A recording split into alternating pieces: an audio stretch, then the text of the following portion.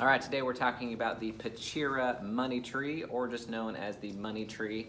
Oftentimes you'll see them come in woven or braided branches like this. It is a tree. It's a full-blown tree. They will get much larger than this with the proper care. Speaking of which, let's get into that. So the very first thing is light, right? They need to have bright light. They can survive in medium light as well, but the growth is going to slow down a lot and the new growth won't be as large either. So if you want to have absolute best success with this plant, give it a wide view of the sky. Make sure that the leaves on here are looking at a lot of wide open blue sky, okay? Bright light is the name of the game.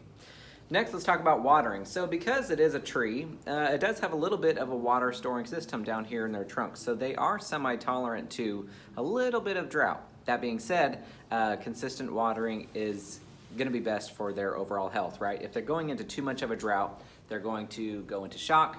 And then if your plant is always in shock, it's just never going to really grow super well. It's never going to really thrive, okay? So what we want to do during the spring and summer months, this is when the plant is actively growing. And at that time, you want to let it dry out about 25 to 50-ish% between really frequent waterings. If you're not sure, more dry is better than more wet, right? This plant is much better at surviving without water than too much water, if that makes sense. Too frequent of watering, rather. In the wintertime, you can let it dry out a little bit more. It's dormant, it's not going to be growing as much. Our days are much shorter, which also means that it uses much less water, so you can water more infrequently, or you can water less frequently. So during the winter months when it's dry, you can let it dry out 50 to 75% in between really thorough soakings. Remember, it doesn't matter what time of the year it is, you still want to make sure that all of the soil is completely saturated in between waterings. The difference is just going to be the amount of, or the frequency at which you're watering. Next, we'll talk about fertilizing.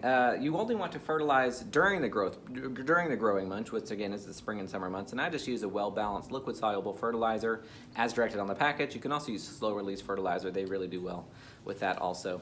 If you want to propagate this character, you can propagate by stem or leaf cuttings, or of course, sometimes people just unweave these or unbraid these trees, and they separate the trees like that, so they have, you know, what is this, 1, 2, 3, 4, 5 plants in this little pot right here.